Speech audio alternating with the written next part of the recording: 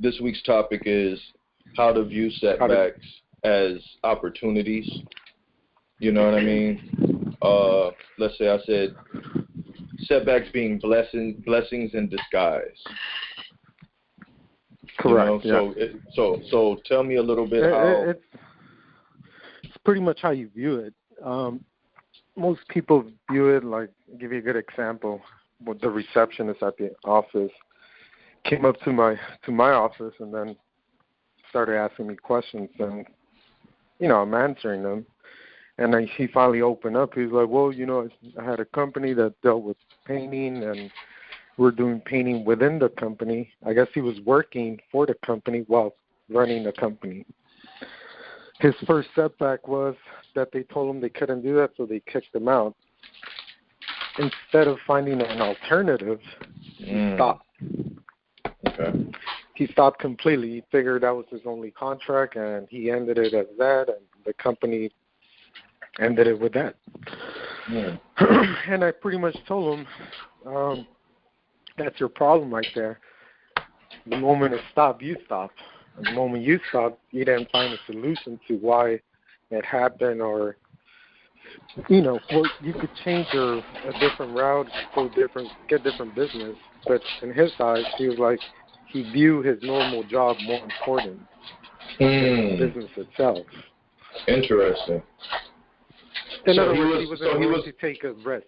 Right. He didn't have or maybe the lack of experience as being a boss or taking those risks, like you said, might have had him feel like his integrity was more rooted in being a good employee, right?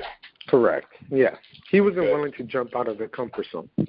So, and then also he had a business. Yeah, he had a business partner, but even the business partner stopped with right there too. He's like, "We're not going to do this no more." Now, this is their first time ever hitting a hurdle? Yeah, that was their first time. Okay, so do you think that the lack of experience created a fear around that, or they just didn't have the strategies to continue, or what was the reason why they quit and stopped? Well, see it this way, Valen. When your drive and you're wanting to go far, or your dreams or your hopes, whatever you want to call it, they're very small compared to, like, okay, I'm going to get this done. His fear overloaded his issues, and he stopped. When you're going to go through with something, if you're not going to go 110%, not even 100%, 110%, you're going to stop. Right. You're going to stop at any hurdle that they throw at you. I mean, even with me, like, you're almost like expecting the hurdles, right? You're expecting something to get thrown at you to stop, and it's almost like like a psychological trip that you put yourself through, right? Yeah, even with me, I started with no experience. I started doing it myself, even though I had a business partner. I went in there and was struggling, but I always found a solution to a problem. Okay. So the key to this is finding solutions. You are going to go. You're going to hit hurdles all the time, yeah. Yeah, of course. But the point of hitting the hurdles is if you have no experience, then that becomes the experience. Right.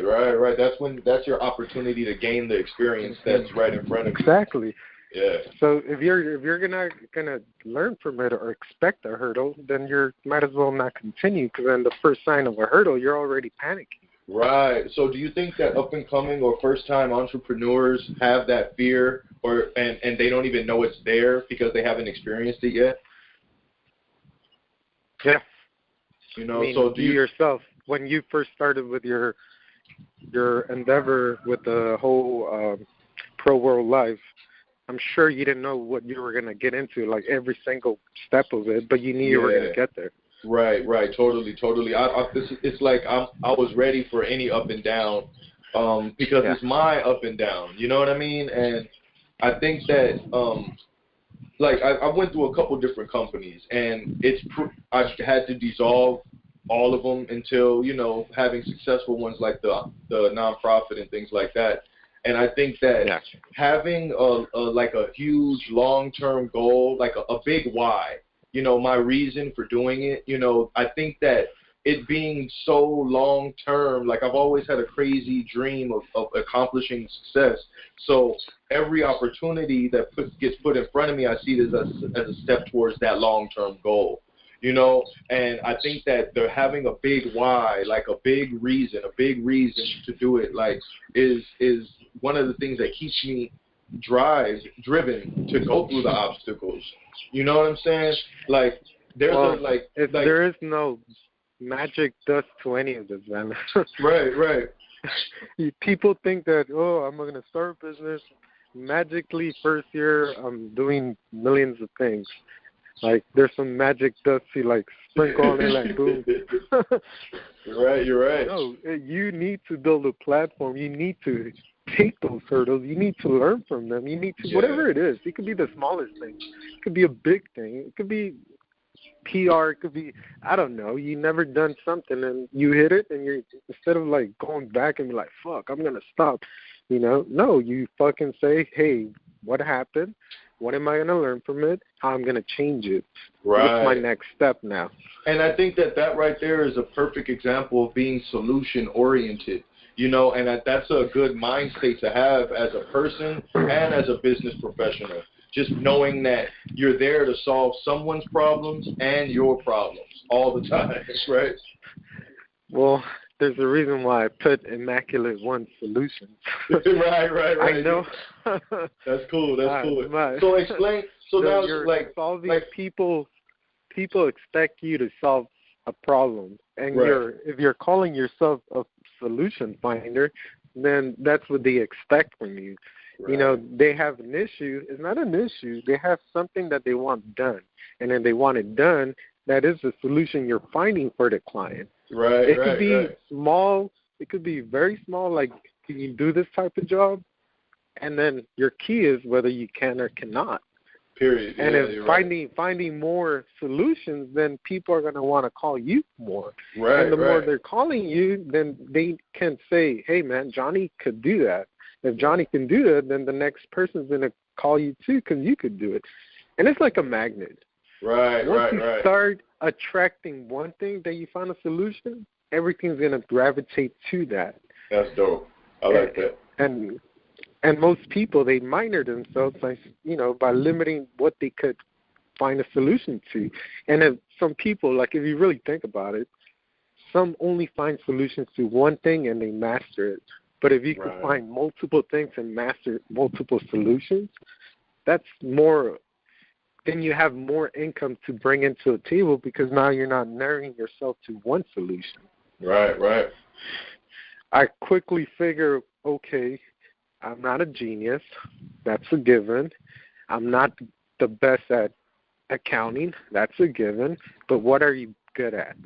Right. And my one strength was finding solutions to problems. That's cool. So if you could find your key to what makes you good, then use that tool, and then you don't need to be the best at it, but then you could just start finding the right people to do it.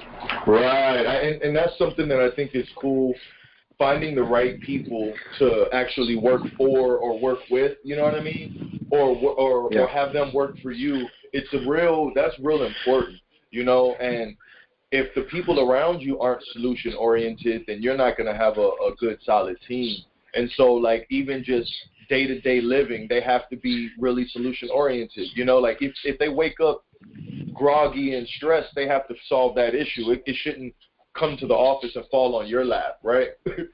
Exactly. Well, you know, sometimes you're going to go through a purge period. For me, it was first year. You're doing it yourself, solo. It was overwhelming. I was solving people's personal problems, which I'm okay doing, but then that takes away from doing the rest of the work. And then if you're not doing 100% solutions and what you're supposed to, now you're focusing yourself on you're a therapist. Right. So now let me ask you this. So being in that practice, how do you come down from the high of being that therapist for people? Meaning, it's almost like you start performing a dance of solutions, right?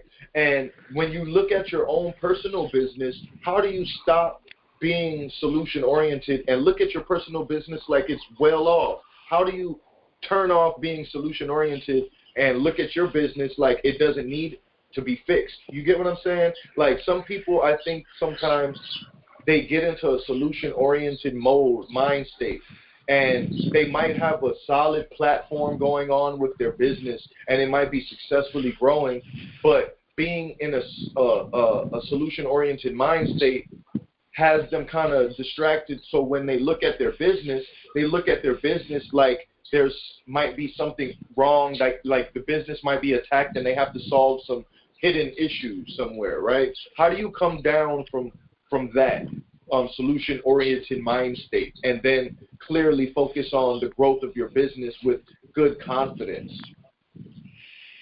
I tell you, on a personal level, this year alone, I took my title serious. I said I am no longer going to be reached at via cell phone by every single one of my employees. Now they need to go directly to my assistant, which I'm training to be a solution finder. But a solution finder for the other stuff that I don't need to do no more, and allows me to focus on my title, getting more work. So I'm no longer like babysitting things that I used to do myself. So now all calls are being directed to the office instead of like everybody reaching me. It's not like, for a good example, do you think the people at Apple Store are going to be calling the fucking owner? Right. Where's my schedule? What I'm late. So what made you realize that you were being too available? The moment people got too comfortable calling me directly for nonsense questions, the moment I realized I'm not supposed to be doing that, and the moment I said, how can I become bigger if I'm going to act like a mom and pop shop? Right, okay. Mom and pop shops, they're all in the vicinity, they're all working together, they're all communicating. Everybody's in each other's business almost. Exactly. So how am I supposed to act like a CEO while I'm doing there's no degree manager's work? Right, there's no degree of authority in that type of structure. Then, if my vision is so high, then I'm dealing like a manager, then there is no vision. Exactly, you're right. That's cool. So I like the way you said that. If I'm trying to aim to be like some really high successful person, why am I acting like a manager at this point? Or not even acting like I'm communicating at a manager's level. Exactly. Right? The moment I decided to do that, I attracted more. Give you a good example. Now I'm dealing with higher clients. Now I'm attracting the level of quality started increasing. Now I'm no longer dealing with like, I don't want to use crappy because they're still clients. Now I'm attracting higher clients. Now I'm having bigger visions. Now I can see direction. I'm like, okay, acting like this brings you this.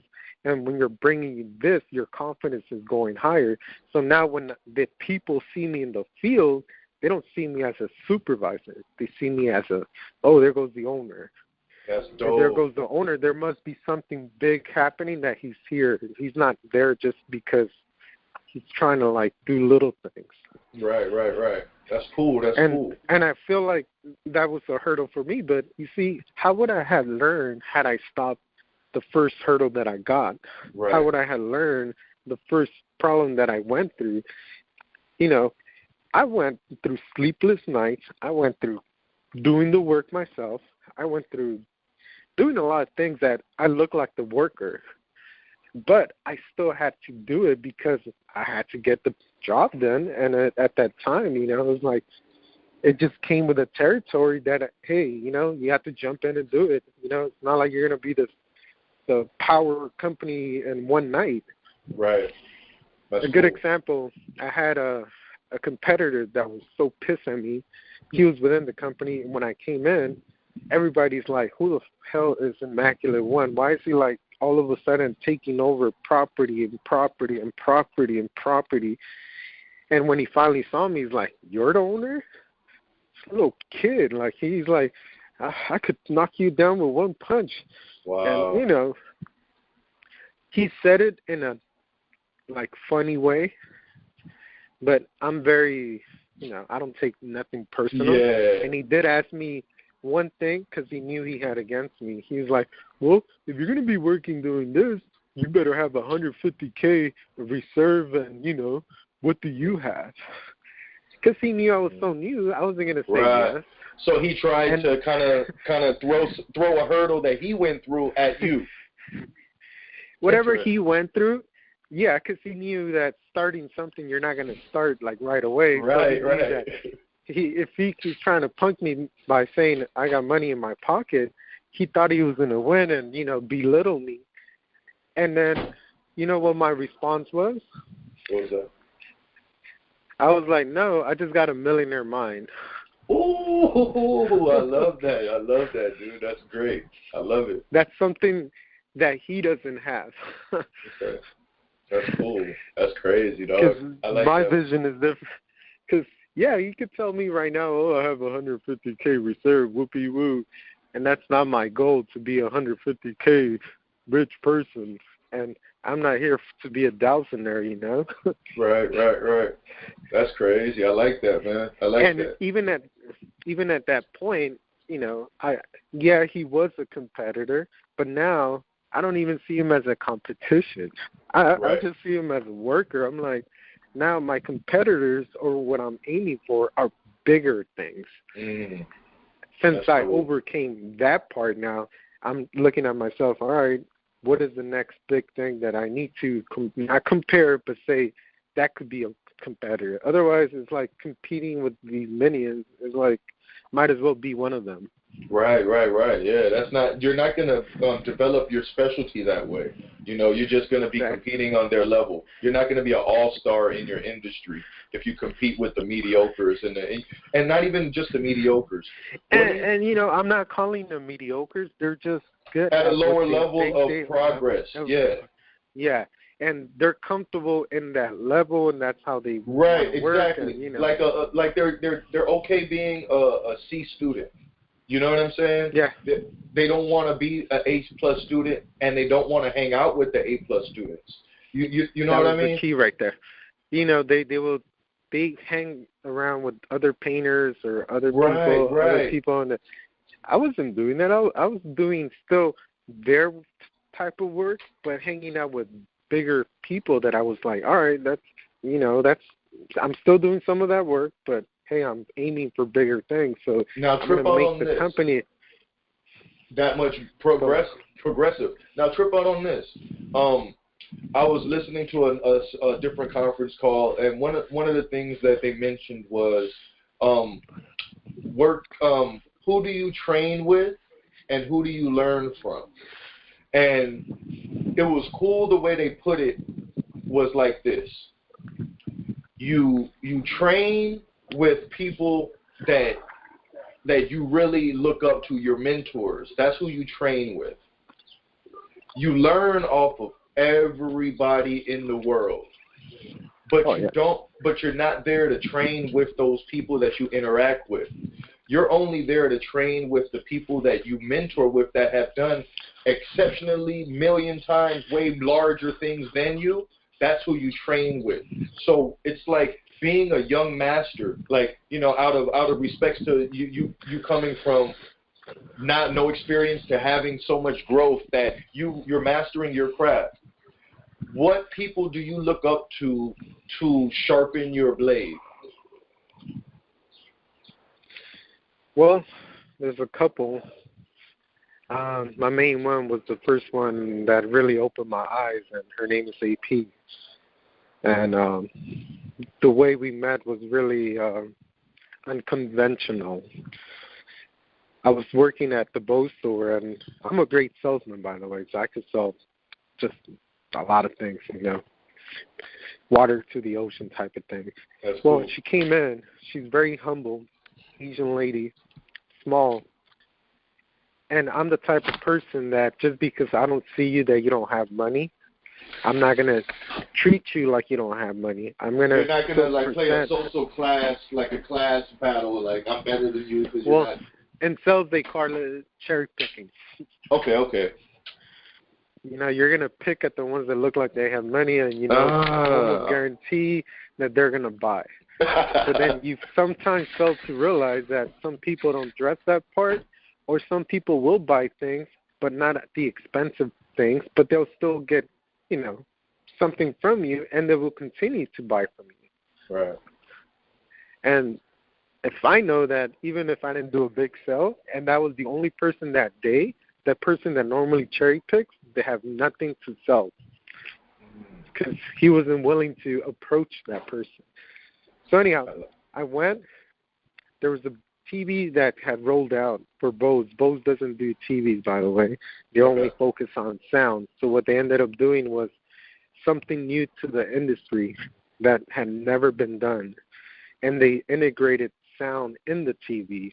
And the whole presentation was, by the way, Bose is such a great company in terms of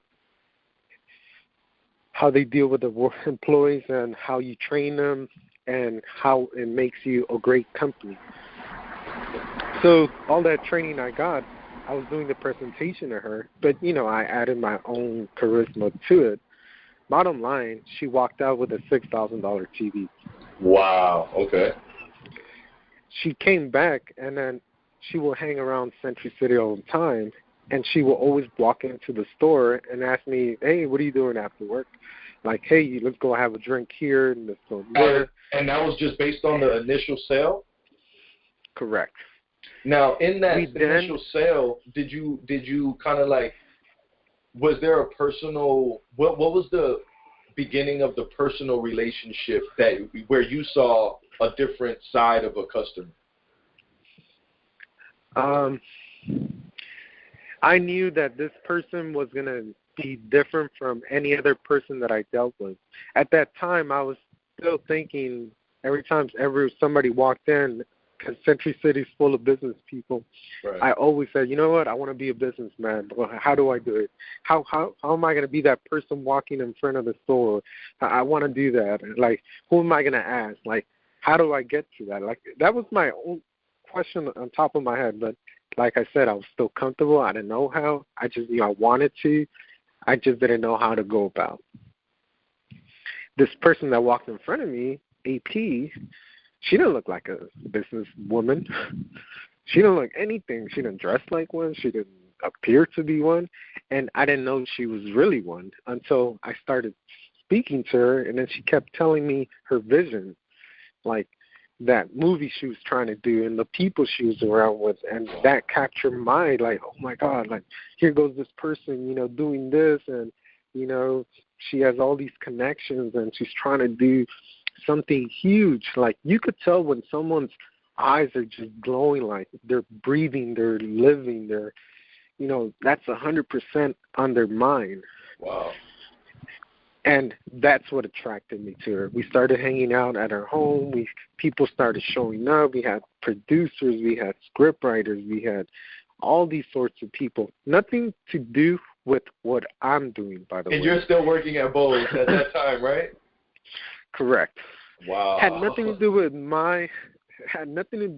what I'm doing.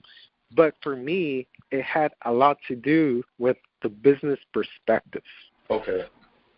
And so she kind of like took you under her wing a little bit? Yeah. Now, at that time, did you now keep in mind, what were your visions? My vision was like, I want to be part of something like this. Okay, so you didn't even have a solution vision or nothing yet? No, I had nothing in mind. I just knew being around it was going to take me somewhere. That's sick. That's cool. I just knew being there. Now, keep in mind, for her to take me in, I was the only Latino in her circle. Wow. Only, like, I could honestly say only Latino. Like, straight up, everybody was every other race but a Latino. 2, she knew where I was living, like, so it wasn't a nice neighborhood compared to where she was. Mm-hmm.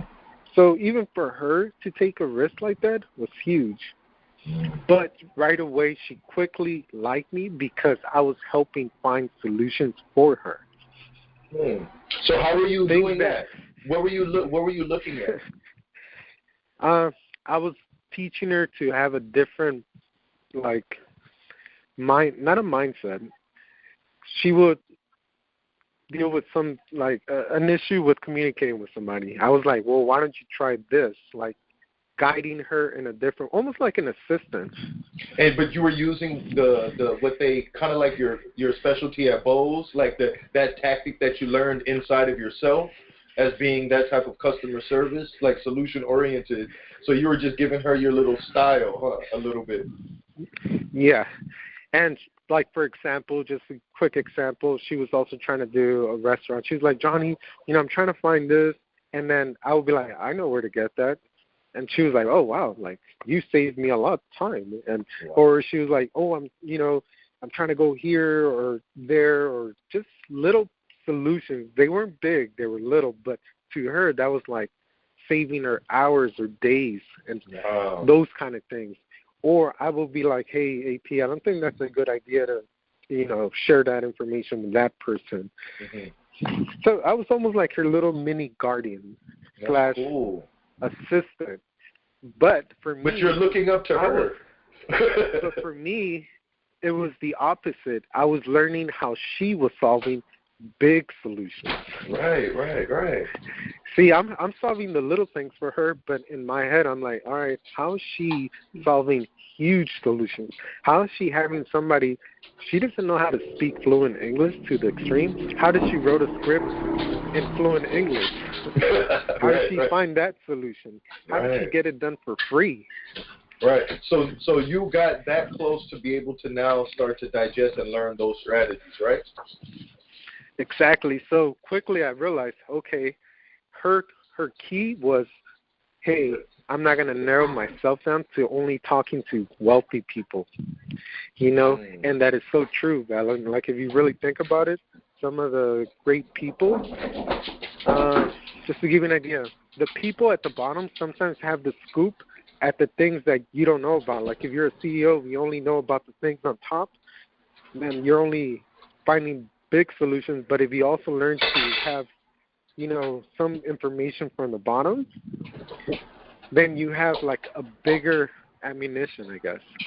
I totally understand what you're saying. I'm gonna explain that was her. Let me explain that to you, because you kind of mentioned a couple things, like you were saving her days, and being able to be solution oriented does save you those days. Like, and when you're like, for example, at that time you might have been handling smaller solutions, but think about it like this. A small solution could be a second worth of effort, right? A big solution might take an hour, but if you have a lot of small solutions, that hour gets taken care of easily.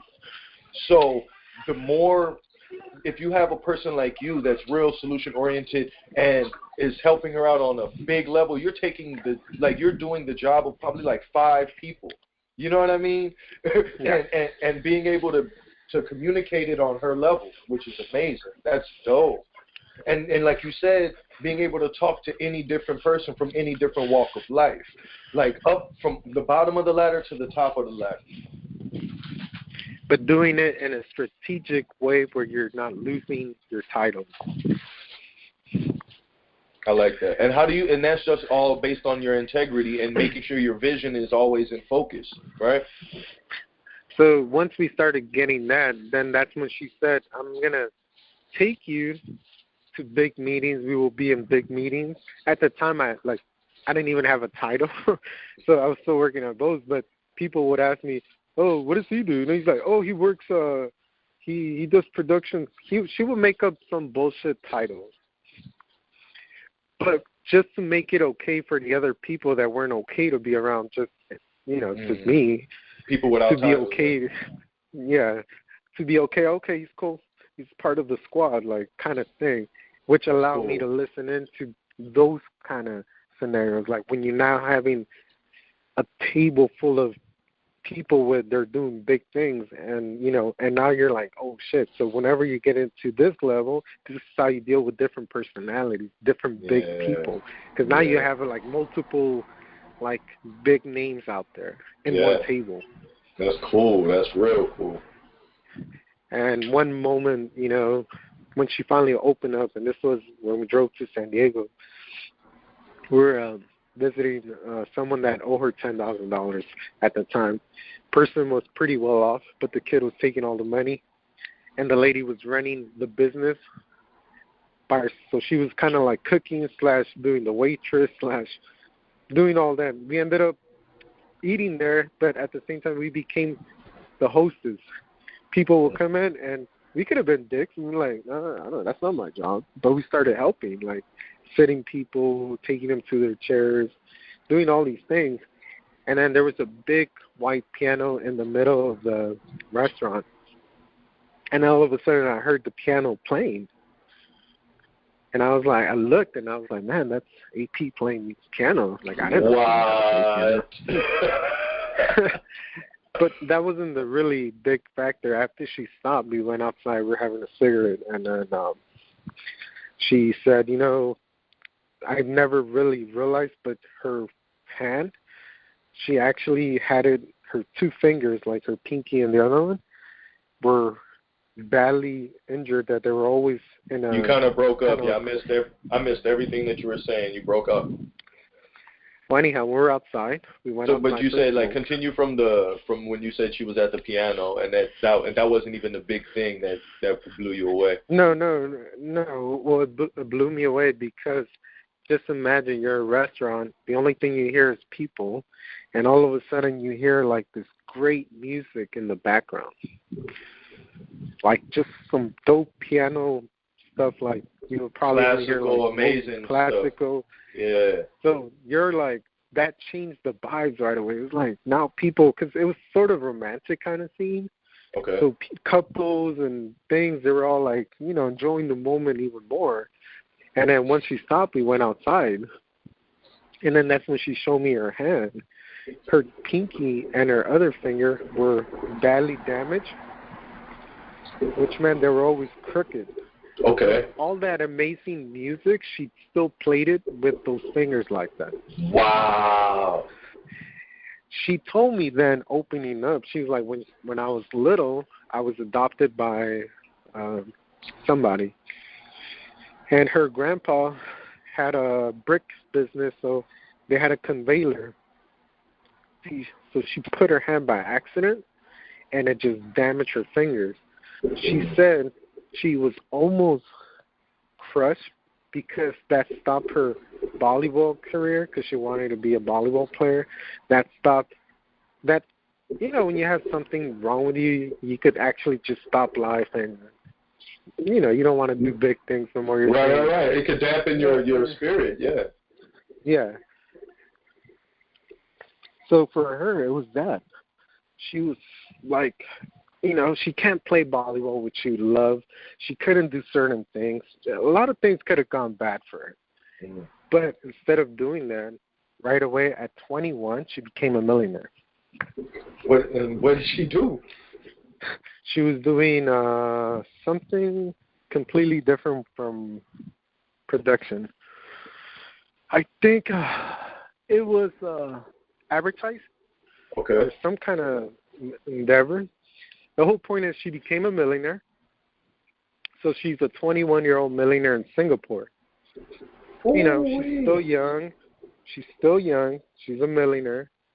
So just imagine just being young with millions of dollars. Wow. And then she was telling me, like, yeah, I was a millionaire. I was freaking, I was doing this, I was doing that. And at 25, she lost millions. She went from a millionaire to the bottom. Yeah. Wow. She went from being a millionaire to, like, all the way at the bottom. Starting over, rebuilding. Like, what am I going to do with life? Which way should I go? Should I cash out? Should I go back into the industry? Exactly. So there goes the question of you saying, when do some people call it quits and become They stopped at the first sign of the first hurdle. Right away, she told me, Johnny, when you hang around with me, I'm going to teach you how to be a millionaire. What? She said, once you learn how to make $1 million, you're always going to make it back. That's dope. That's cool. Which was so true. She's still a millionaire. Now she's more of a millionaire because she has multiple endeavors and not just one. She's a millionaire, like, in different things. Wow. But you saw the fact that she didn't give up the sign the moment she broke her fingers. Wow. She lost faith in, like, because, I want to be a volleyball player, and that was her passion. I couldn't play piano. Right. That could have just broke her heart and made her afraid of trying anything from there on. Exactly. So instead, she used that energy and said, hell no, I'm still going to do something. And she did. She became a millionaire. Wow. And she said that she kept doing things. And now AP then came to America, and that's when she said, wow, I want to do production. So what does she do? She doesn't know anything about it. She doesn't know where to start. But she knows she wants to get it done. That's when she said, I started getting mentors. I started going, with the lady that created Pocahontas and, did the producer for it. And then she mentored me for 10 years, and then I started doing that. And I was working with production at the lowest level to the highest. And how would she acquire her mentors, or how would she kind of reach out to those people? There goes where the whole charismatic part comes in. She's able to reach to anybody. Remember, she reached out to me, and I know some people that knew some people. You see how the train starts getting bigger. So she was just so her personality, she's just like a people person. She's kind of carefree, more outspoken, like cordial when it comes down to just general crossing paths with people, huh? Well, that's the same way me and her get along. We have the same skill.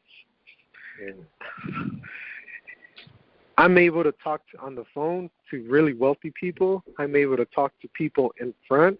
I'm able to talk to a painter, a cleaner, and adapt to that the mindset that allows me to have comfort. They're comfortable to talk to me. That's cool. Because now you're bringing yourself down to how they are. Right. It's almost like you're relating to them. It's empathy. Yeah, and if you're getting that, then that's when they're giving you information.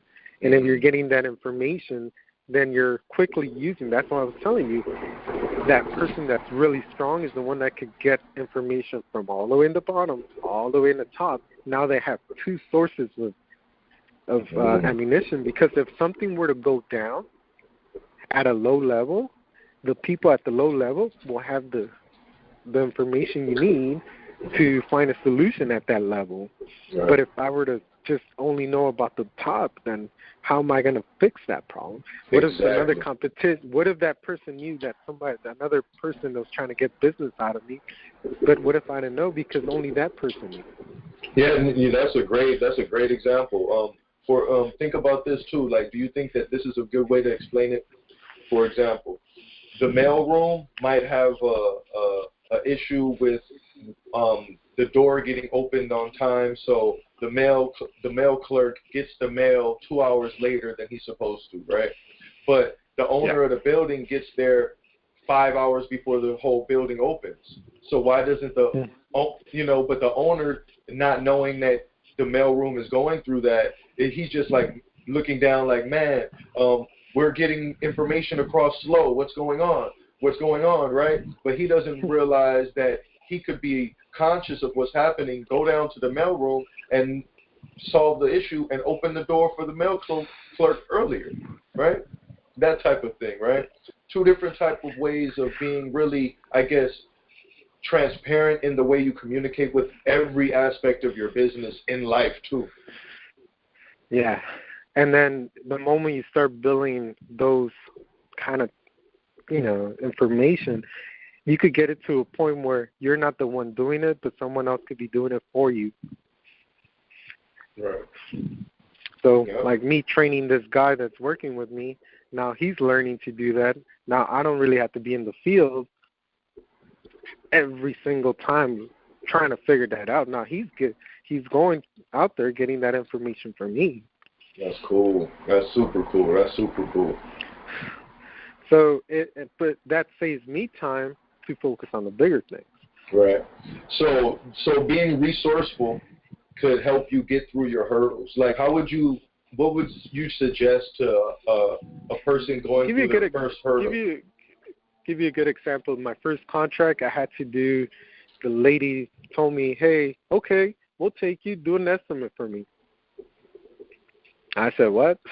I was like, oh, yeah, we do that. Don't worry, we know how to do that. I went home, and I was like, holy fuck, I don't know how to do that. I don't even have the machine for that. But then I quickly started thinking, oh, I know this guy that knows. And he told me where to go get the machine, and the guy at the shop was talking to me, and then he taught me how to do the estimates.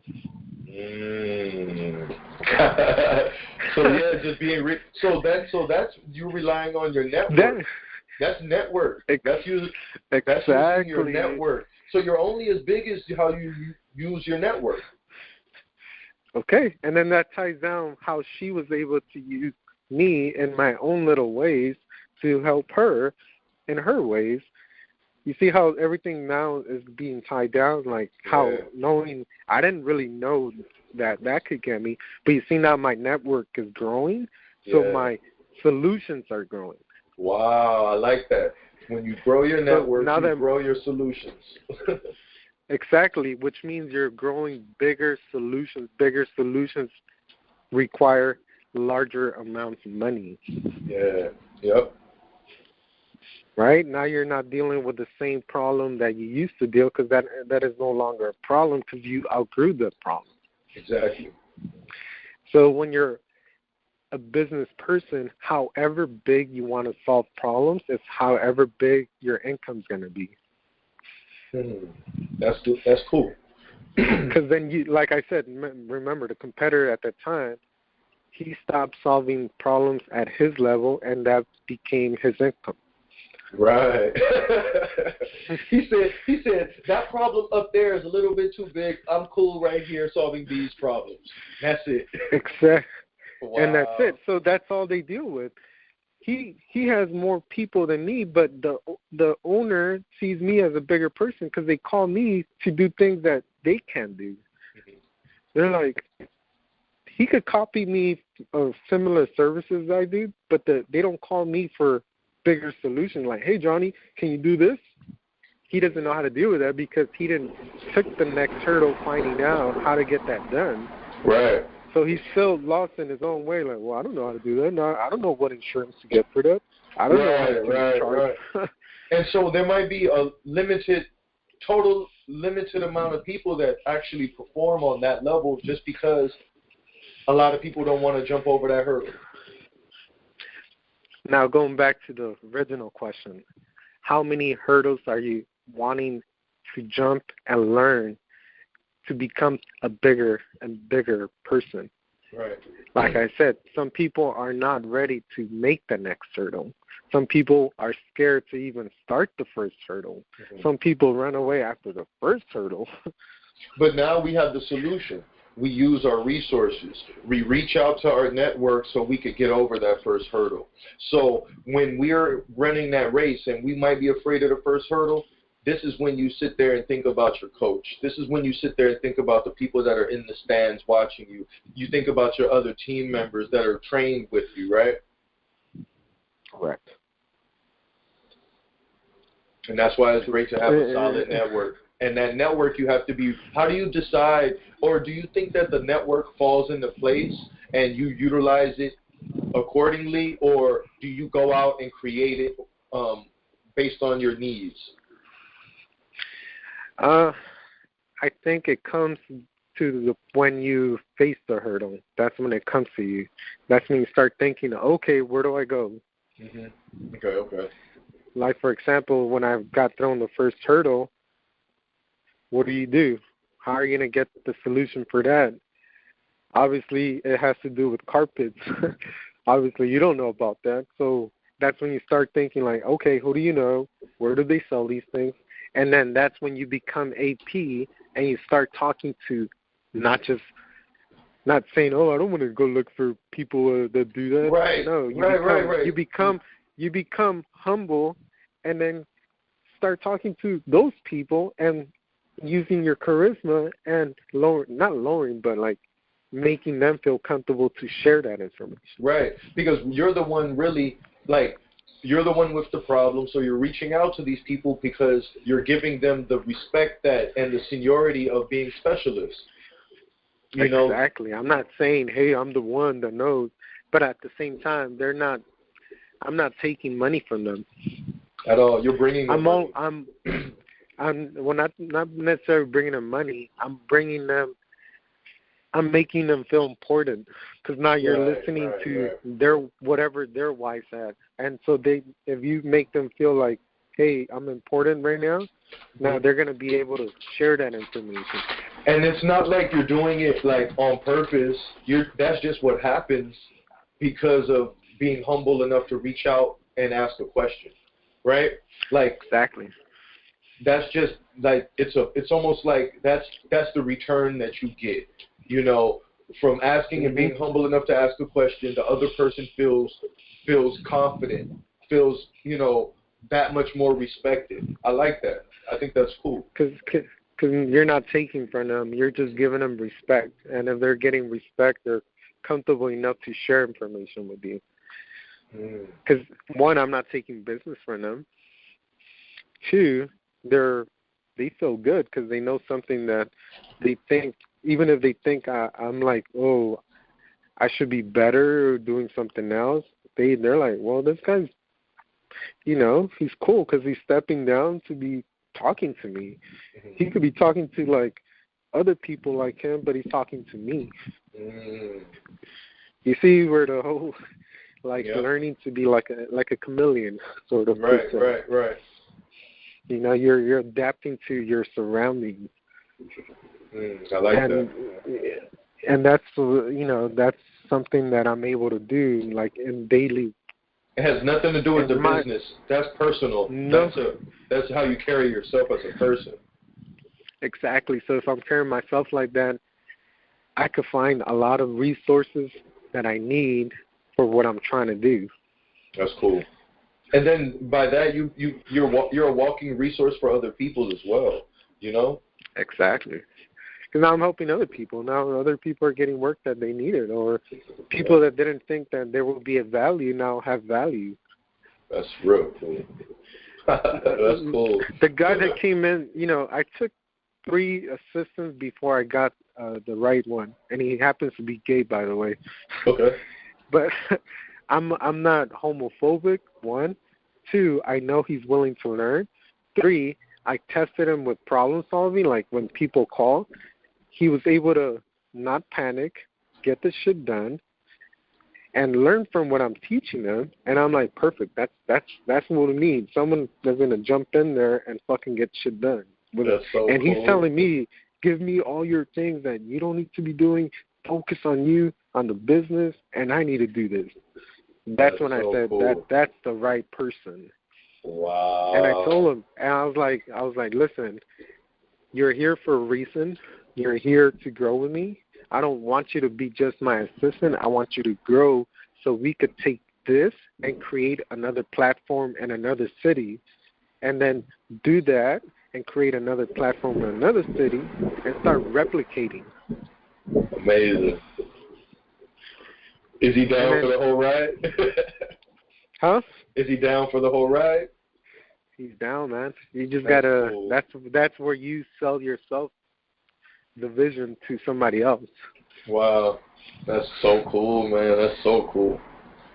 That's so cool. That's how you go. And this guy came from a complete opposite side, but I was willing to take a risk because he's, 1, he knows he wants it.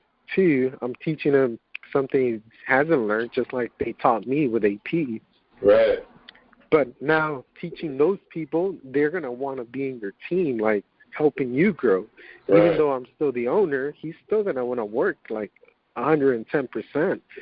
Right.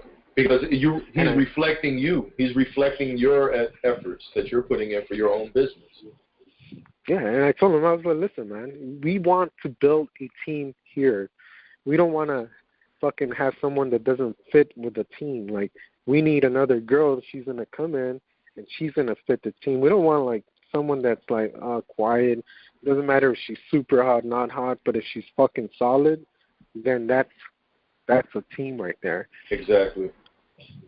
That's what Steve Jobs did. He was able to create a lot of things by bringing artists.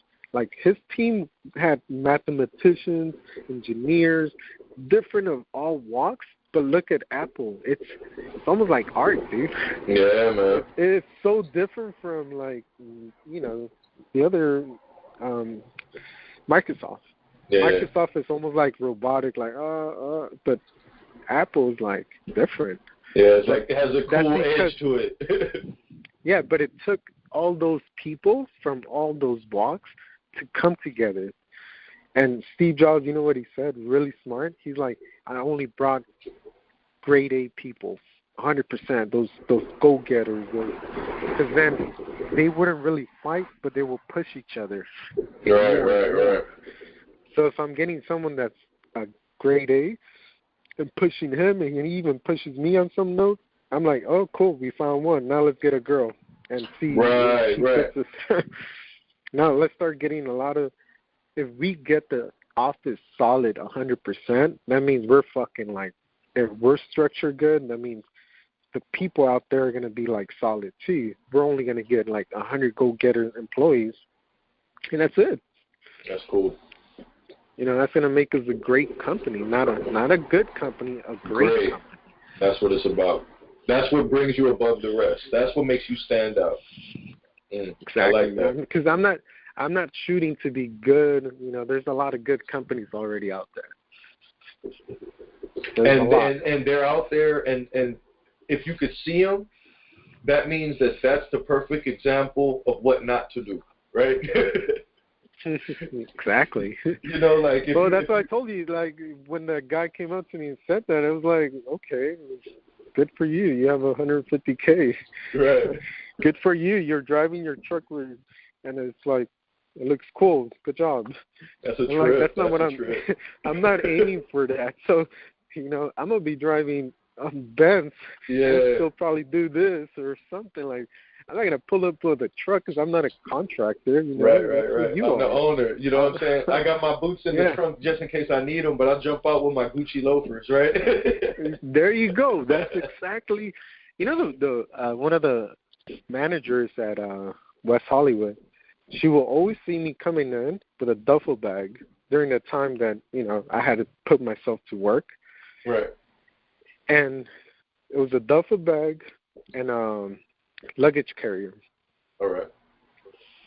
My tools were in the luggage carrier. Okay. My duffel bag, I used to mentally tell myself, you're going to the gym today, and you're carrying a duffel bag to visualize that you're going to take a trip. You're going on a trip. That's so but crazy. that was so I wouldn't lower my standards to being a worker. Because the other ones will walk in with a toolbox. They will walk in with their boots.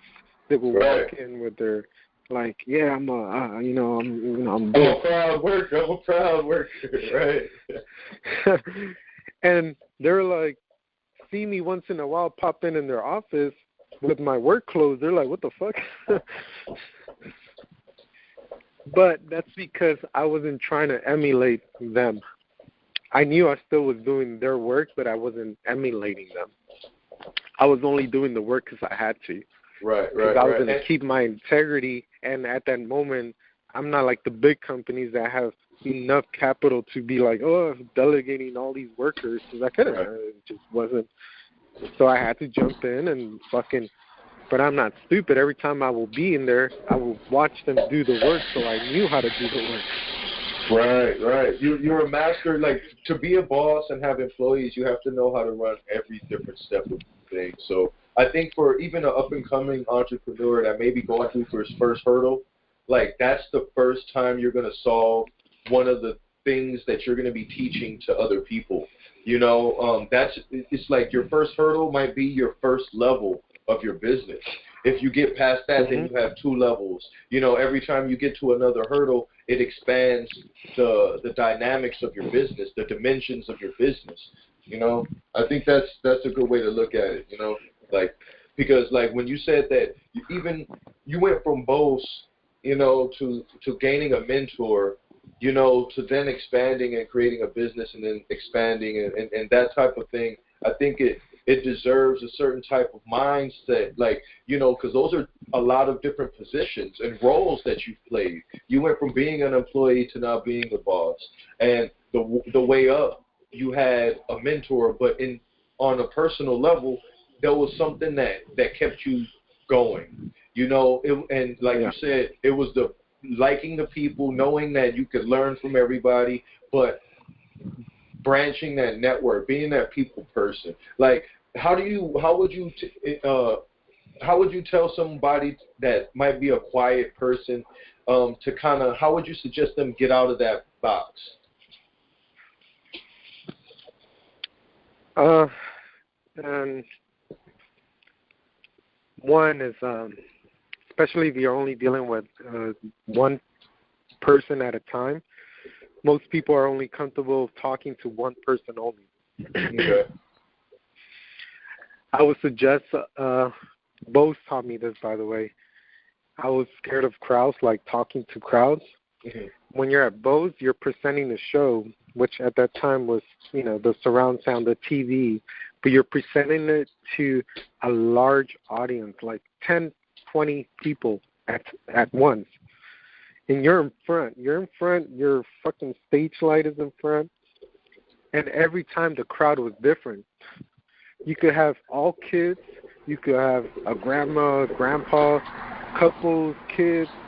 You never knew what you were going to get, but each single time you had to present.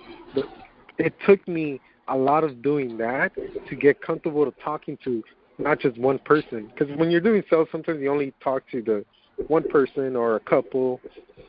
If it's a family, then the kids are there. Right. But imagine doing a presentation to a larger audience.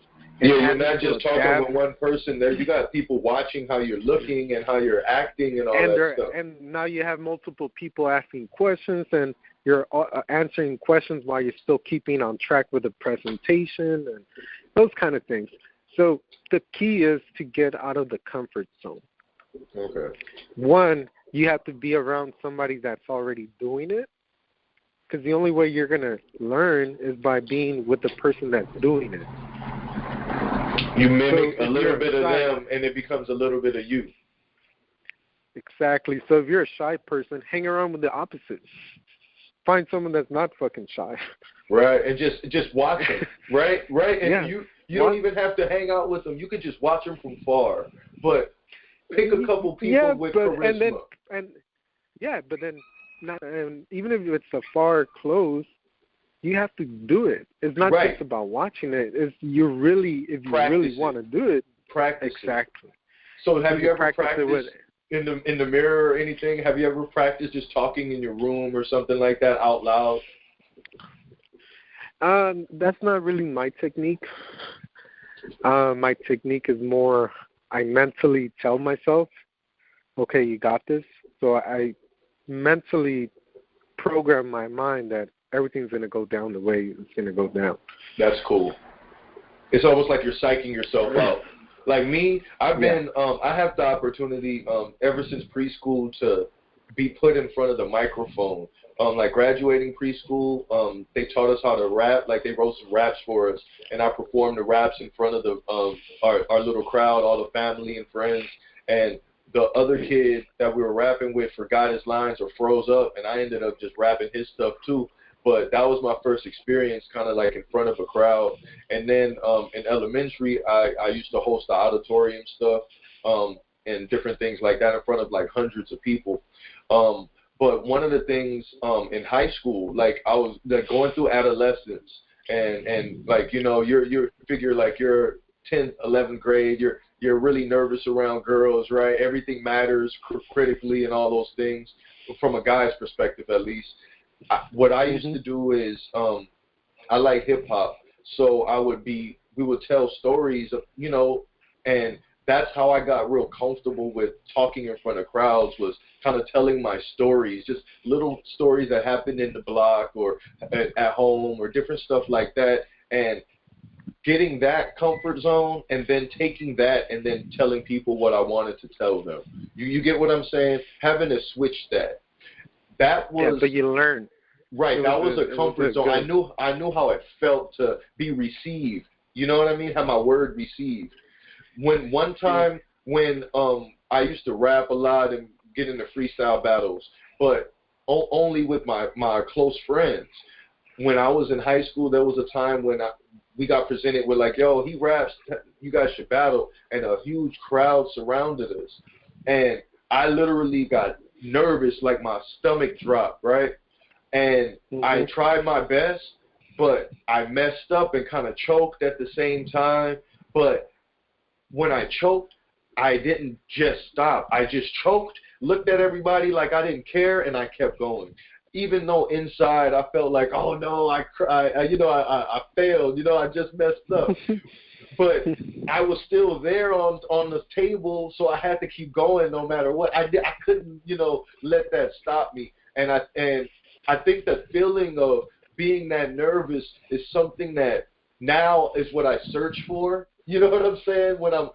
Anytime I'm kind of presenting myself to someone or presenting in front of a crowd, I search for that butterfly, because I know after that butterfly, it's going to feel great no matter what, and I'm going to say, I got, like, you become a survivor, and it feels good to be a survivor of something that you were afraid of, like getting over your fears, and the fear could be like only a second of fear, but after that you're like, whoa, that was close. You know what I mean?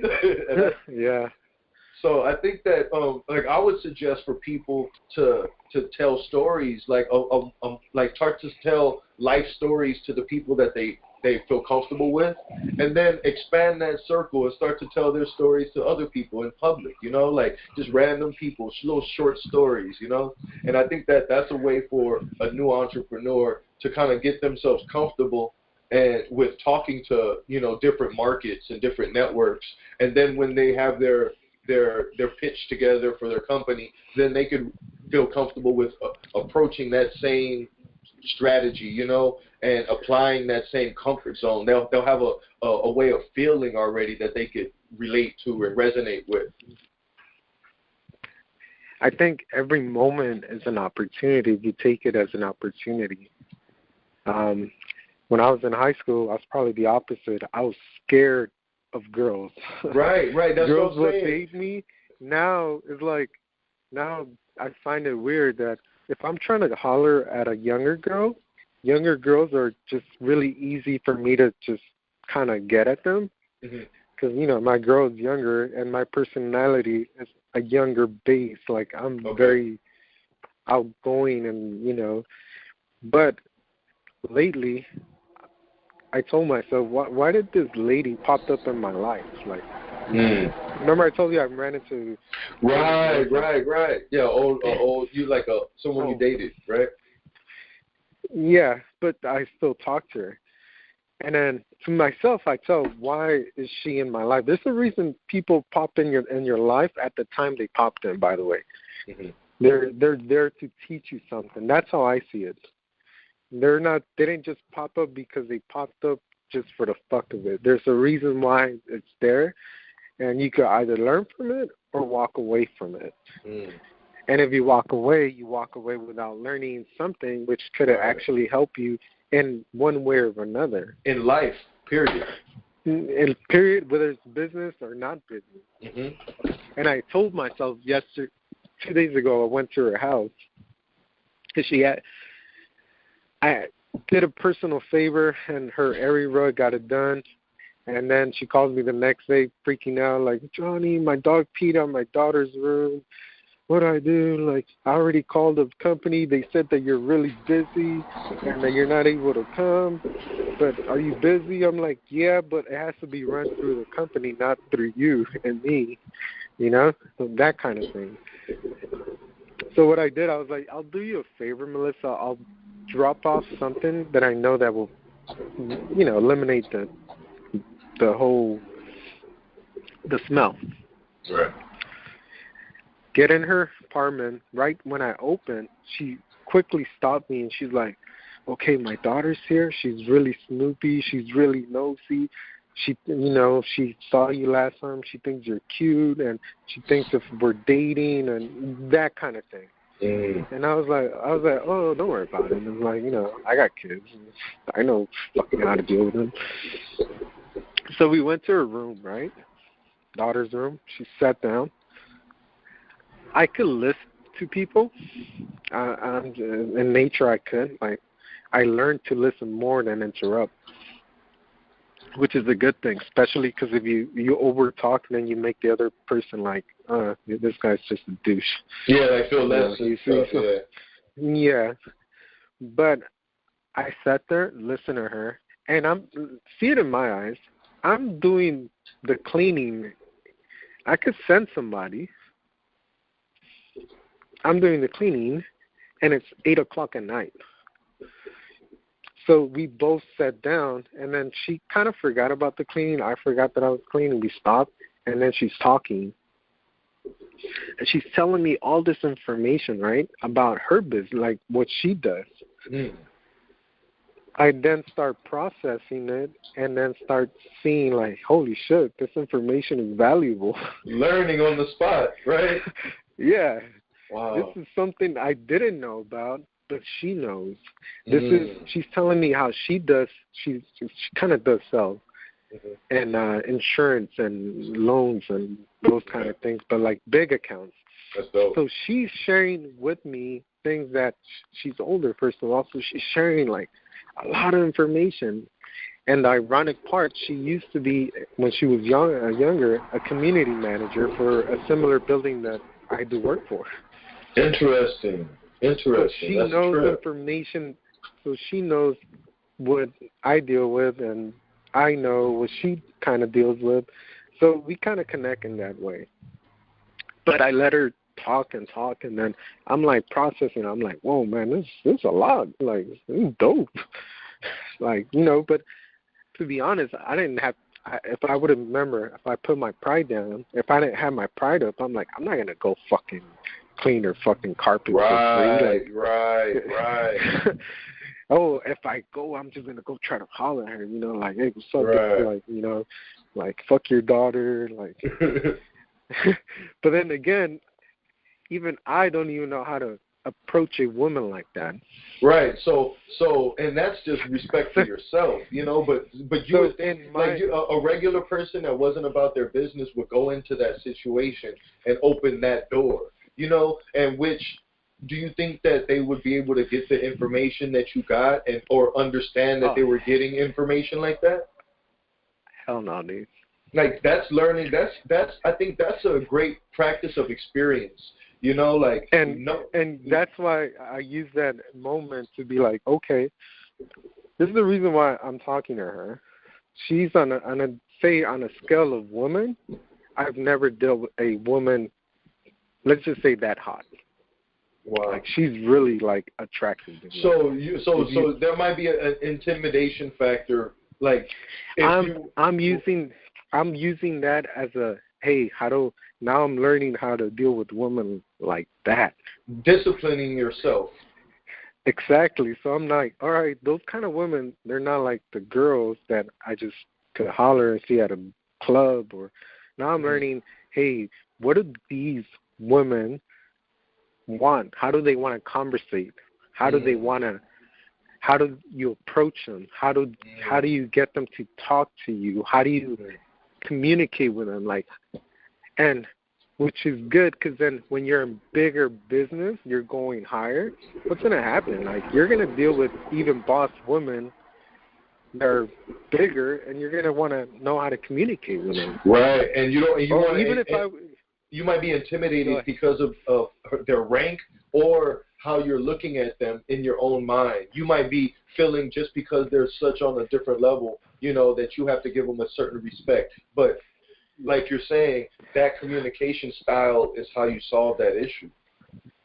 So for me, yesterday I thought about it. I was like, well, you can't flirt with her in this way because she's not used to flirting in that way. She dated a lawyer, a successful lawyer, so I'm sure that guy flirted with her on a different way. Mm-hmm. So if he's successful, if I'm trying to be more successful, how would I deal with something in that realm? Mm-hmm. Just for practice. But for me, it was just like, okay, this is a good time to practice. I'm not going to marry her. Mm-hmm. But I'm using it as an experience to get me out of my comfort zone and eliminate what I was telling you, what I had in elementary or high school. Remember, right, I said I was the shy one. Yeah. See, now I'm like, okay, now how do I eliminate this? That's cool. How would I text her? Because this is a learning experience for me, and I'm going to learn. And if I'm learning here, then it's going to give me more confidence. Right. That's cool. The key is to keep increasing your confidence. Okay, yeah, your confidence with business is high, but how much more higher would it be if your confidence is now high that you could approach her and be like, hey, man, how you doing? Right. And them seeing you like, oh, wow, like this guy's confident. Right. And now if you have business confidence and now if you have this type of confidence, you're getting like your person, whatever vibe, your energy is higher. I think if your energy is increasing, then you're attracting bigger and bigger things. So the experiences and going through the hurdles, it's like every hurdle, you get a strategy and you get a power up, right? See, this way, I know for a fact that the painter contracted guy, he wasn't going to be sitting down there while the woman's daughter is on the bed, fucking teeny bopper, and I'm talking to her, and the teeny bopper's telling me about how her mom was prom queen, and she was like the prettiest, and so I'm dealing with like the hottest girl at one high school at one moment. Oh, wow. You think the painter was going to be sitting there right on the floor chilling while this woman is here talking to me. Like, even right now, like, she'll text me I'll text certain things, and then I'll just stop for days because I'm like, I don't even know what to text this bitch.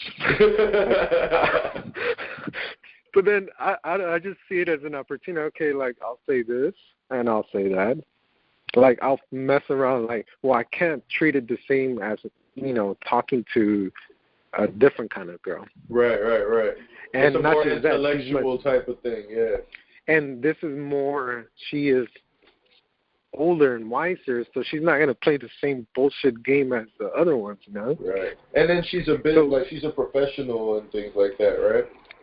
Like, she's a professional in her own way, like, whatever she does. Let's just say she's a senior consultant, something. Right. Or whatever. So in her practice, she's like top dogging it for her position. Right. So what makes you not think I'm not going to want to learn something from her? And not just that, she has higher experience in life than I do. Mm. And a woman could give you a different point of view than a man. Totally. Than a man could. Totally. Learning from that, I'm thinking like, all right, this is cool. I never dealt with something like this. And now when that happens, Ryland, remember I told you, then it starts becoming a magnet. Right. You're able to accept that level of attention now.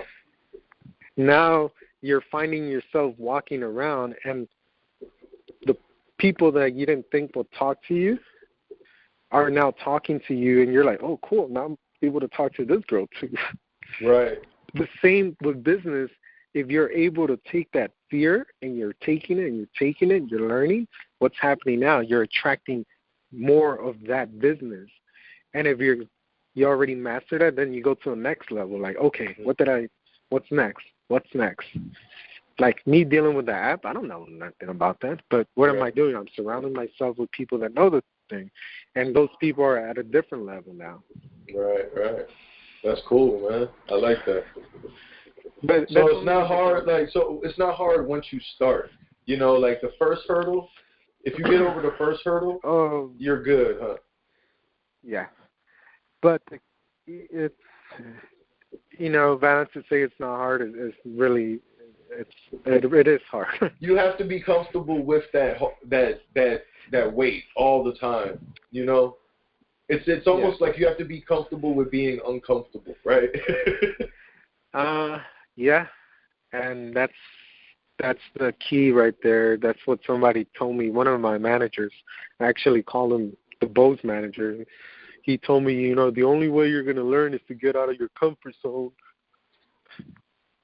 And it's true, right? Yeah, you got to be comfortable with being uncomfortable, man. Like, people you don't know what's in people's heads, but you can protect and manage what's in your head. And if you feel comfortable, then the other person might feel that much more comfortable. And it's really cool, man. It's becoming like a game, It's almost like a game. You just got to learn how to play it, play it each day, and learn from it. That's cool. Like even me, like I texted her, "Oh, you look really pretty," and she's, "Oh, thank you." 3 hours later. Right, she was busy. But when I'm not just that, but when I'm in person, she's like mad, like talking, but in text, you can forget about it. Right. Different. That's wild. Like, that's wild. So it's like, okay, now I learn not to text these kind of people certain things, because they are busy. Right. Like, or that's why they're so talkative on the spot, because they're giving you their all. Everything they give, they give you their 100. Everything they're involved with. So if they're having a conversation, they're in that conversation 100%. So that's cool. That's something to realize too. Like there's sometimes you could oversee people talking in groups, and there's always a certain person with a certain charisma and spark, and there's certain people that aren't as outspoken, and they're not as funky as them, and that lets you know now that those people have the right insight for growth. They have a little bit more of a passion for the current time. Whatever they're involved with, they're giving it that much more of their life energy into it. And that matters. I think that the way people value what they're doing says a lot about them.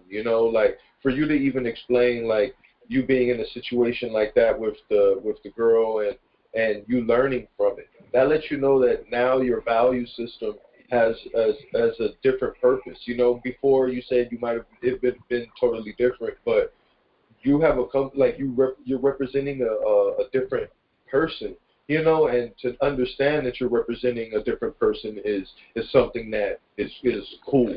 That I don't think everybody might not realize, that they have to represent their title, they have to represent their vision, they have to represent their experiences and all those things, and that means learning on the spot and being able to manage that type of energy all the time.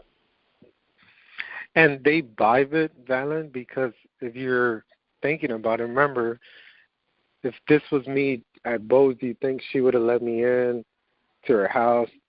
Her daughter's there. That's a big thing for her. Yeah. That's a big. You don't just let people in and give them trust like that. Yeah, meet my kid. Yeah. No, well, not just that. What she also did? She works in Valencia. Where am I expanding now? Valencia, that's crazy. She's given me a lot of information about Valencia, surrounding areas that I didn't know about. Right. So do you think that, like you would have closed that door, you wouldn't have been able to get that insight? That's like an insider's look. That's real cool. Exactly. So I use it for multiple tools. I'm like, one, I'm learning to talk to a hot woman like her, older, which I've never done before. And whether I date a hot older woman doesn't matter. It's just it's something that I've never done, but it's cool to have in the bag. Right. Check it off your list, your to-do list, But at least now you know that if you wanted to talk to a girl in that caliber, you know how to approach it. And that's what you have that with you. Yeah, and you're comfortable now to do it because you learn from that experience. And two, you know how to treat older women in a different way. Because now you learn from this, like, okay, you're not going to say that. Okay, you're not going to do this. Right. Yeah. You're testing your waters, you know what I'm saying? And that's, dude, that's maturing yourself. This is the most that I've ever tested my waters with a girl. And it's become like, and I think she's seen it that way too, because she's like mind fucking with me, but I'm okay with that. I'm like, I don't mind. Right. Because she knows I'm not going to go and offend her. Right, disrespect her. Yeah. But at the same time, she's enjoying the talk. She's flattered, she's flattered, Yeah. And she's cool about it because I'm sure people, because I told her, I'm sure people, when they see you, and it is true, everybody, when they ask me, like, oh, where you going? Oh, I have to go to Melissa's. Like, oh, that hot girl? Like, man, she's a fucking, like, hot-ass mom, huh? Like, you see how everybody sees her as that. Right, and then nobody approach it. And that's a bank of knowledge. That's a library of knowledge right there. But they don't talk to her because they're not comfortable. Right. They haven't broken that. They don't know their value. They don't understand the value. So for me to see my value now and see that I can go talk to her, it's given me a bigger confidence in life. And, like, I'm like, I'm not saying I'm cocky. I'm not saying, hey, look at me, I could get this girl. No, I don't see it as that way. I just say, hey, man, I learned something big. Right. And it's all about yourself. Yeah. It has nothing to do with her. It's just like you respecting yourself on a different level, which is growth, which is going to just dramatically expand everything that you invest. Like your decisions are going to have that much more respect in them now. Exactly. Like, that's cool. The moment I started dealing with her, it started off with a manager. Her name is Stephanie, the one in Beverly Hills. This woman is really hot too. I'm talking about she's German, Filipina, white. Crazy. And she's like she's really attractive. But she will flirt with me in small ways, but now she's engaged. I never took it any further before because obviously I was with a lily. Right. But I know that woman, you could flirt with them at work, but not take it to the next level where you're disrespecting her yourself in business. Right. But it's a practice you could get. That for me, that was just like practice. It wasn't really like I was part of my daily. Like I had to do it for work too. Right. It was just part of my work. I told my ex, like, hey, there's a lot of hot women, like, but they're just managers. I don't go anything past that because I'm not trying to date a manager. Why would I do that? Like date a manager? Then I'm lowering my standards. Right. But that slowly started magnetizing, and I was talking to more women, but now I'm talking to a bigger woman here. Like, damn, this one's like a different level. Yeah, like on a different level. But the fact that I started doing that, now I'm having. Yesterday, 2 days ago, I got a call. Stephanie referred a guy to me who came down recently from New York. This guy's his company here in Century City. He flies in and out, from New York to Century City. You talk to this guy on the phone, you can tell he's young, business guy. I made a mistake the other day. I was like chilling. I don't know what the fuck I was doing. I think I was tipsy. I keep fucking up saying, hey, dude, don't respond to, emails or text message when you're not at work. Right. And I did, and that guy, totally knew I was, tipsy. But then, what do? I'm like, oh, there goes that. I'm never going to do that again. It was a learning experience. Right. But how do I redeem myself? Monday, I right away send him an email. So he must have saw my email with my title. He's like, okay, this guy's not a clown. Right. We spoke on the phone, and then that's when he gave me some insight. And then, I made this guy feel so comfortable because he was like, oh, yeah, I'm back here, and I only live here. Instead of renting a hotel, he's renting that apartment. It's a $4,000 apartment. Oh, that's cool.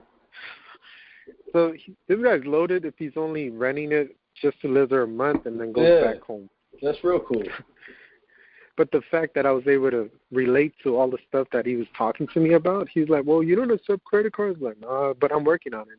Now he pushed me to get the credit card thing, something that I didn't have. Right. But that's because now I'm attracting a higher clientele. Yep, and you have to be able to be prepared for that. Yeah, man. That's totally. You see, everything you're doing, you're attracting what your vision is. Like now I'm attracting freaking businessmen that are fucking really wealthy, and they could talk to you and be comfortable and know hey, you're a businessman, I'm a businessman.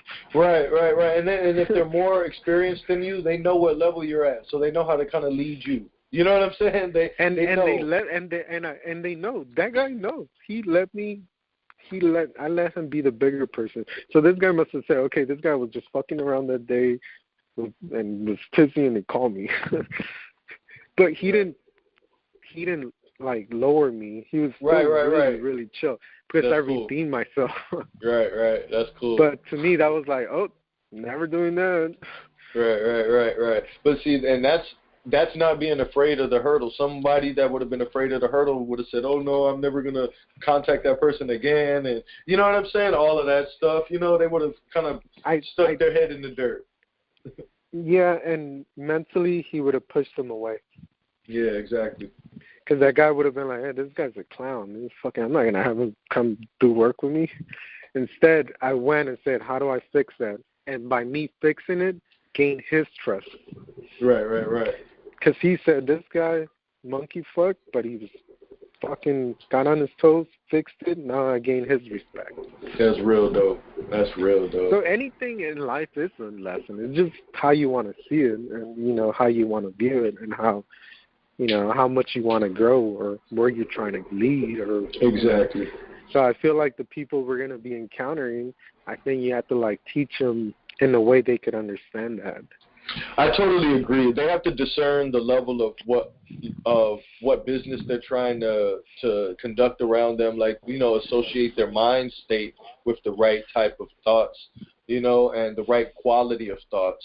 And that's something that, comes with, I think, for us, for myself, I learned from experience, going through different business levels to then finding, okay, this is my calling, and then being so confident about my calling that no obstacle will stop me from my calling. I'm looking forward to the obstacles because I feel that those are perfect opportunities for me to prove the level of ability that I'm able to produce from.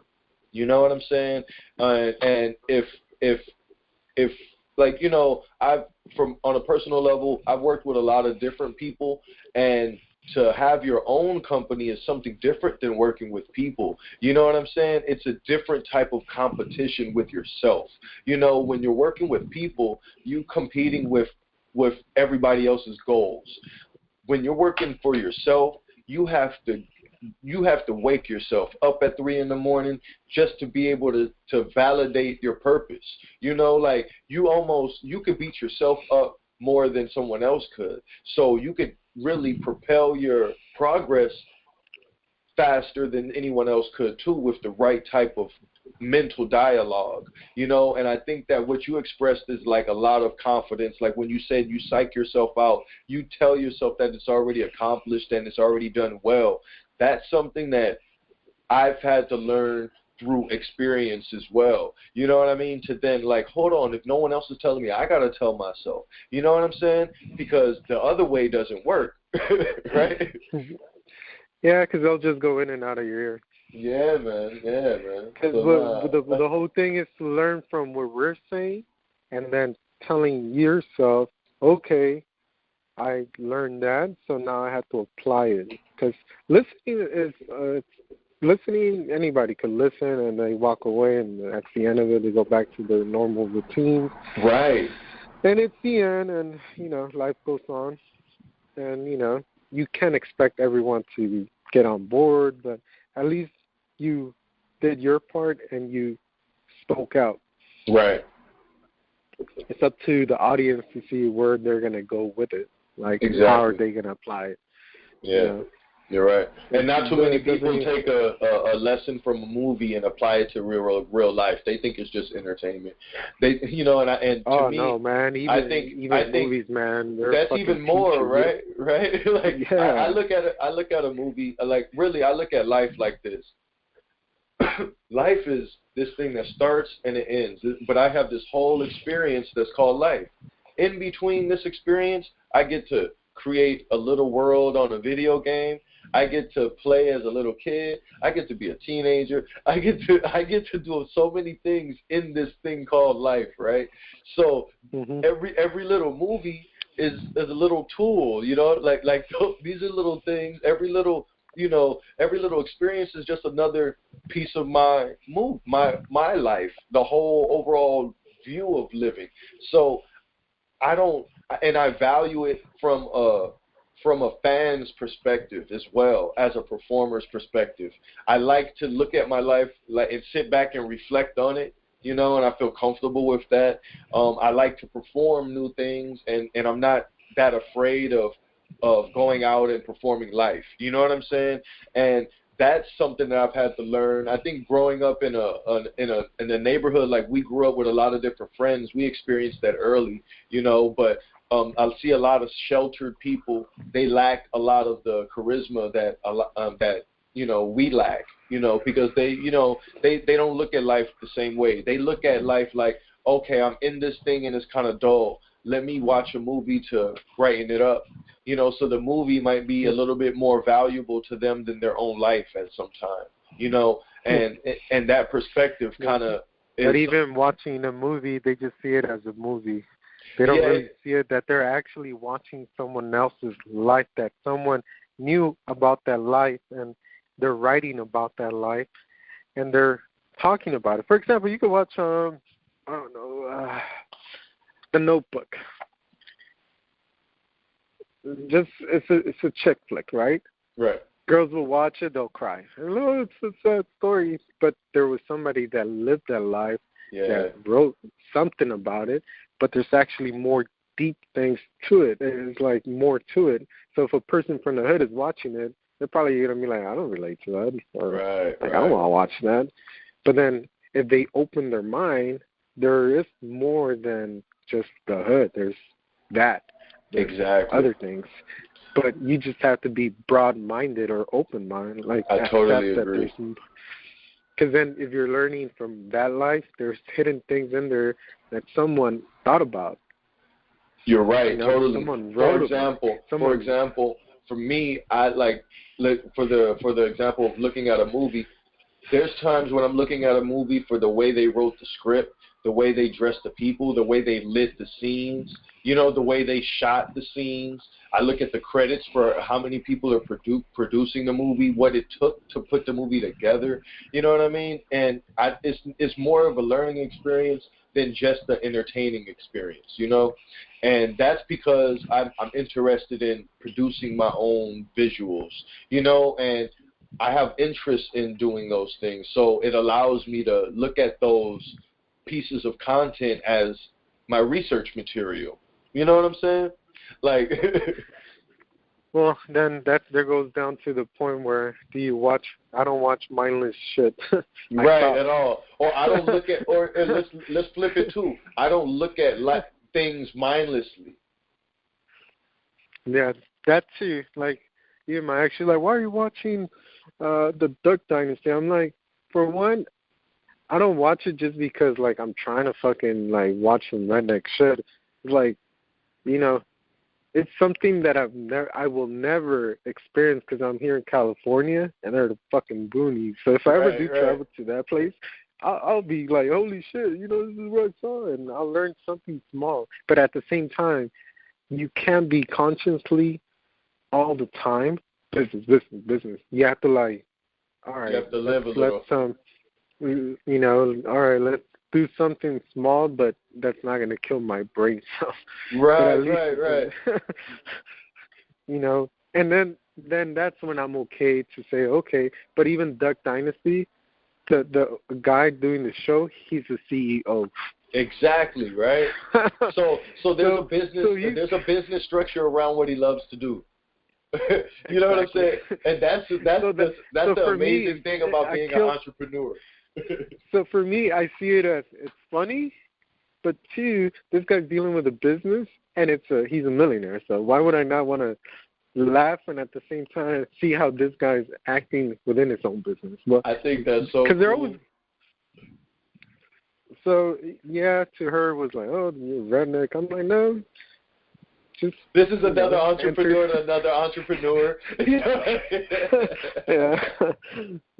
Boss to boss. But, you know, this is hidden boss talk right now. Yeah.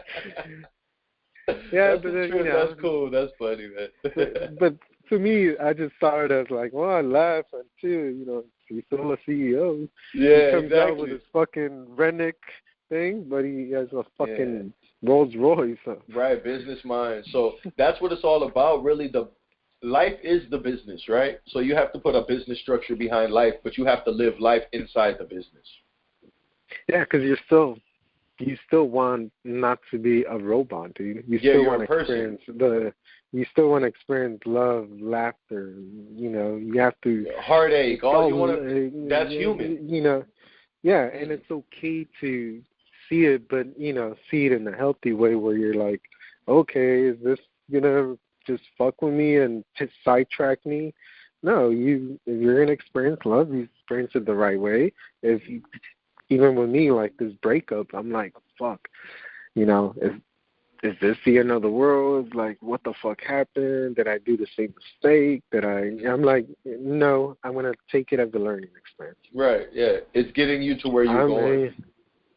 Yeah, so instead of like downfalling, because I could have really, honestly, Valen, this one experience, I could tell you right now, is probably the biggest hurdle at this point of life, just right now,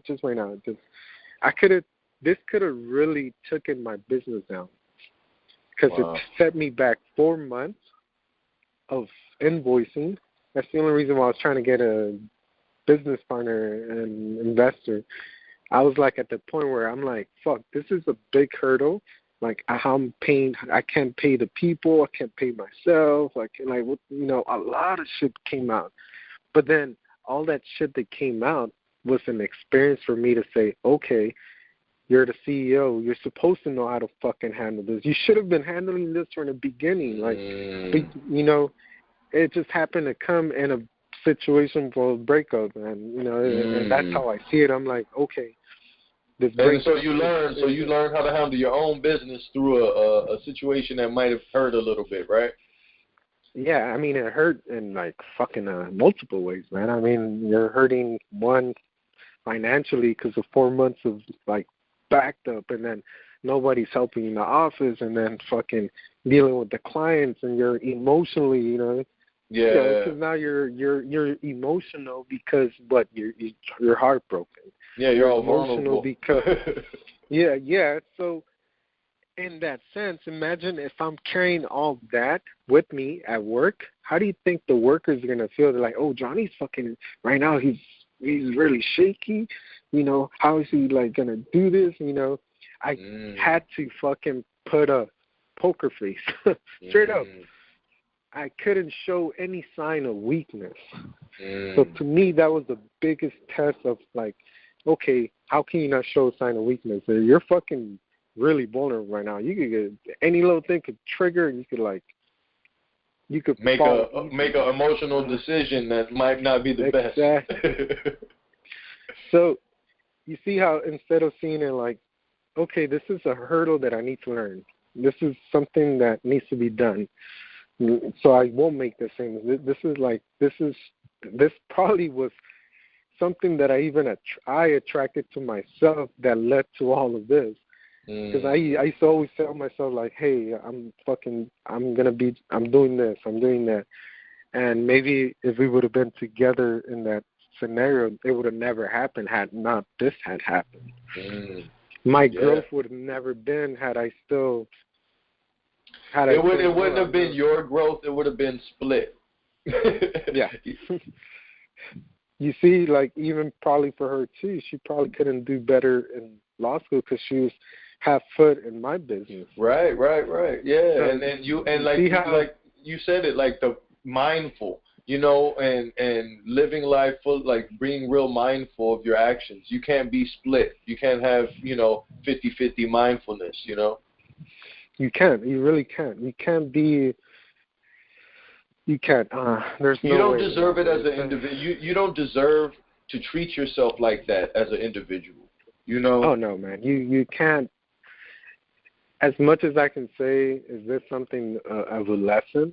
Oh hell yeah! It's one of my many lessons. But it's one that taught me how to fall and pick up myself and be like, holy shit! Because the last couple. Like, I finally got everything straightened up, by the way. The guy in the office, the 4 months of bullshit, we finally caught up. Amazing.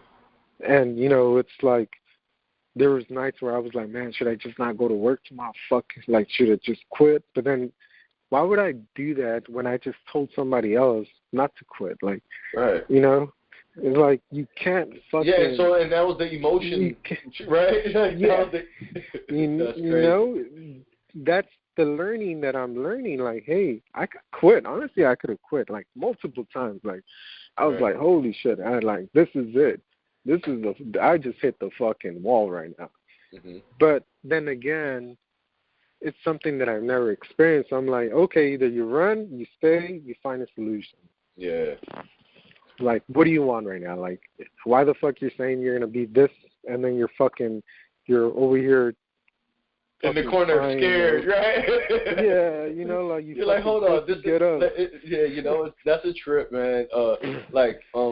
Sometimes so you have if you to. Want to know my hurdle? You have to tell yourself like you got to split yourself, right? And you'd be like, hold on, that version of myself is not acting right.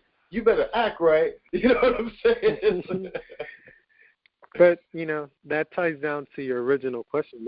How do you overcome a hurdle? And now that's my personal hurdle, one of the biggest in the company, as far as like taking that big like loss and saying, okay, I told myself like, well, I started the business with no money and I still made it happen at one point and I didn't give up then. Right now I'm backed up 4 months, so this shouldn't be an issue. Find the fucking problem. Get your fucking ass back on there. Fucking learn what you got to do.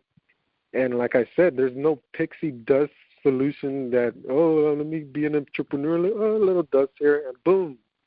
I don't know. It's going to take time. It's going to take those fucking hurdles. It's going to take for you to fucking have, like, crazy-ass nights of stress, but then you have to learn how to fucking deal with it. You have to learn to find a solution. You have to fucking go through that notion.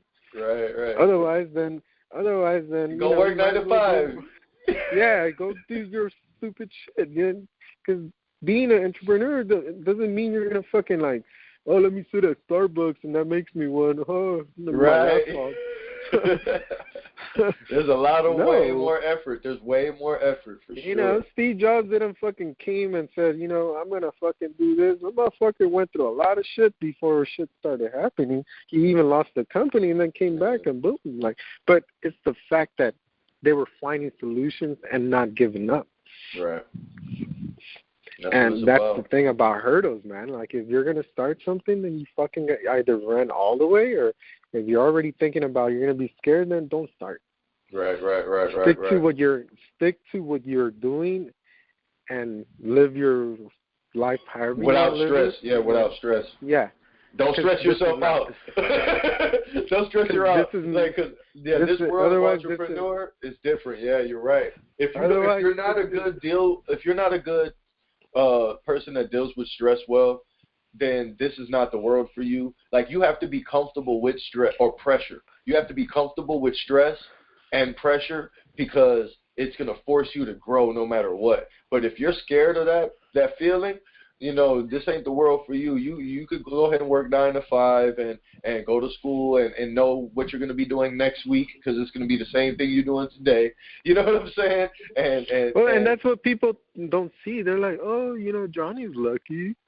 I'm like, hell fucking no. You weren't with me when I was fucking shitting bricks, fucking dealing with this insurance, fucking employees saying you haven't paid me, and you fucking over there wigging out because how are you going to pay him? Fucking, you never dealt with that shit. I was like, go stick to your clocking in and out. Go do that. That is no stress right there. Yeah. So behind the scenes, you think it's easy. I make it look easy, but it's fucking not. Right. It's not like you want to come film behind me, then you'll see like, holy shit, I don't want to do that. Right, I don't want to be dealing with that, I was like, I don't know, you don't. Like, you got to walk in the dark side if you're really trying to get shit done. Yeah, man. It's a real shadow game, man. You got to be mentally strong for sure. Yeah, man. Dope. If you're not fit, man, most people just, like I said, first hurdle, boom, run. Right. And the other ones, the little mini entrepreneurs that do it, they just do it to a certain extent, but that's okay. That's what their goal was. Right.